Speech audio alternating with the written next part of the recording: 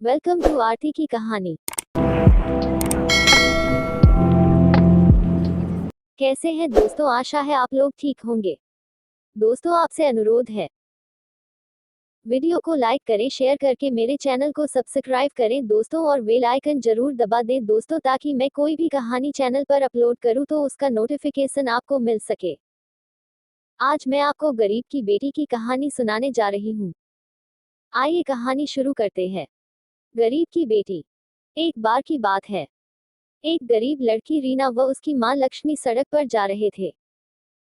वह अपने गांव से काफी दूर पहली बार इस शहर में आए थे। कुछ आगे आकर वह दोनों एक चाय वाले की दुकान पर रुक गई।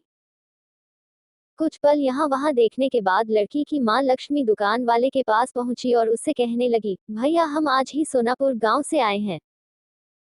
हमारा इस शहर में कोई भी नहीं है, क्या आप मुझे अपनी दुकान में कुछ काम दे सकते हैं, जिससे मैं अपनी बच्ची का पेट भर सकूं। इस पर चाय की दुकान वाला कहने लगा, बहन मेरे पास तुम्हारे लिए कोई बड़ा काम नहीं है, और ना ही मैं तुम्हें इतने पैसे दे पाऊंगा। इस पर लक्ष्मी कहने लगी, भैया मुझे पैसे की जरूरत नहीं है, मैं आपके बर्तन भी मांज लूंगी, बस आप उसके बदले में मुझे इतना खाना दे देना कि जिससे मेरी बच्ची का पेट भर सके। दुकान वाला कहने लगा, ठीक है बहन, लेकिन तुम रहोगी कहाँ। इस पर वह बड़ी मायूसी से कहने लगी, भैया मेरा इस दुनिया में कोई नहीं रहा। रीना के पिता का देहांत हो गया है, जिसके बाद मेरे ससुराल वालों ने मुझे और मेरी बेटी को धक्के मारकर घर से बाहर कर दिया है।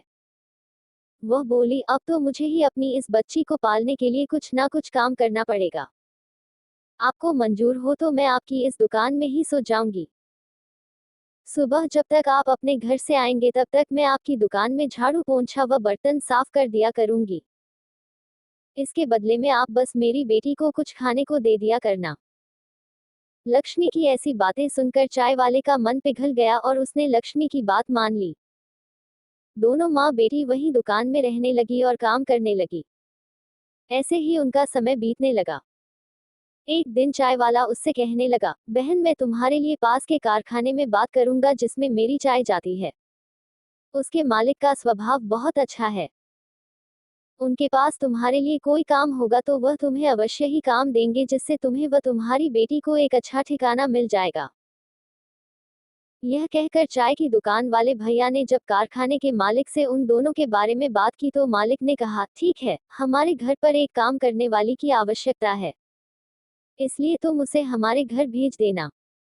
वह चाय वाला लक्ष्मी व उसकी बेटी को मालिक के घर भेज देता है, जहां पर मालिक की पत्नी लक्ष्मी को घर का पूरा काम समझा देती है, और साथ में यह भी समझा देती है कि तुम्हारी बेटी रीना मेरी बेटी समायरा से दूर रहे, जिससे उसे किसी भी तरह के इन्फेक्शन या बीमारी का खतरा ना रहे। एक दिन लक्ष्मी रसोई में काम कर रही होती है कि अचानक उसकी बेटी रीना के चीखने की आवाज सुनाई देती है।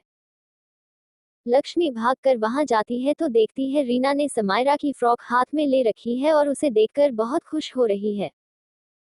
इतने में मालकिन भी वहां आ जाती है और लक्ष्मी व रीना को डांटने लगती है। वह कहती है, लक्ष्मी मैंने तुमसे कहा था ना कि समायरा की किसी भी चीज को मत छूना और उससे दूर रहना। यह कहते हुए मालकिन समायरा की उस फ्रॉक को रीना को ही दे देती है और कहती है, अब इस फ्रॉक को तुम ही पहनना। यह कहते हुए गुस्से से चली जाती है। एक दिन मालकिन व लक्ष्मी पास के बाजार में सामान खरीदने साथ में जाती हैं, और रीना व समायरा घर पर अकेली रह जाती हैं। वह दोनों अलग अलग खेल रही होती है कि अचानक समायरा को चक्कर आ जाते हैं और समायरा बेहोश हो जाती है।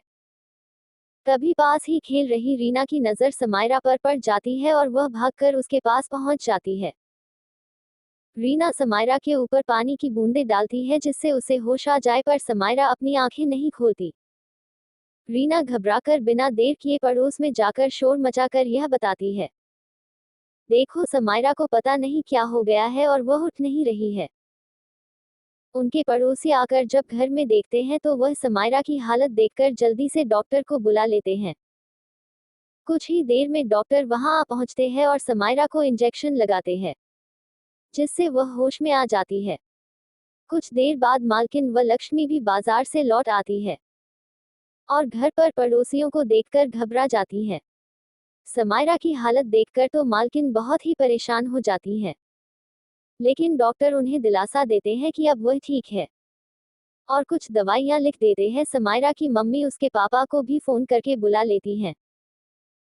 डॉक्टर उन दोनों को समझाते हैं कि ब्लड प्रेशर लो हो जाने की वजह से समायरा को चक्कर आ गए थे और वह बेहोश हो गई थी।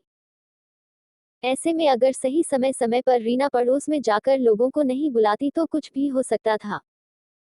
वह रीना की बहुत तारीफ करते हैं और कहते हैं, अगर यह समझदार लड़की यहाँ ना होती तो पता नहीं आज क्या हो जाता। डॉक्टर की यह बात सुनकर समायरा के मम्मी पापा बहुत खुश होते हैं और रीना व समायरा को साथ में खेलने की इजाजत दे देते हैं, जिससे लक्ष्मी की परेशानी और भी सुलझ जाती है। अब वह खुशी खुशी मन लगाकर उनके घर में काम करती थी और अब उसे अपनी बच्ची की भी चिंता नहीं रहती थी, क्योंकि अब रीना और समायरा सारा समय साथ खेलते रहते थे। इस प्रकार एक गरीब माँ और उसकी बेटी जिसका कोई सहारा नहीं था, उन्हें सहारा मिल जाता है और खुशी खुशी उसका जीवन व्यतीत होने लगता है। इसलिए हमें कभी भी जीवन की कठिनाइयों के सामने हिम्मत नहीं हारनी चाहिए और डटकर उनका सामना करना चाहिए। कहानी कैसी लगी दोस्तों? अपनी राय कमेंट बॉक्स में जरूर शेयर करें। यदि कहानी अच्छी लगी दोस्तों तो वीडियो को लाइक करें, शेयर करें और YouTube चैनल आरती की कहानी को सब्सक्राइब करके मुझे सपोर्ट करें। वीडियो पर समय देने के लिए धन्यवाद।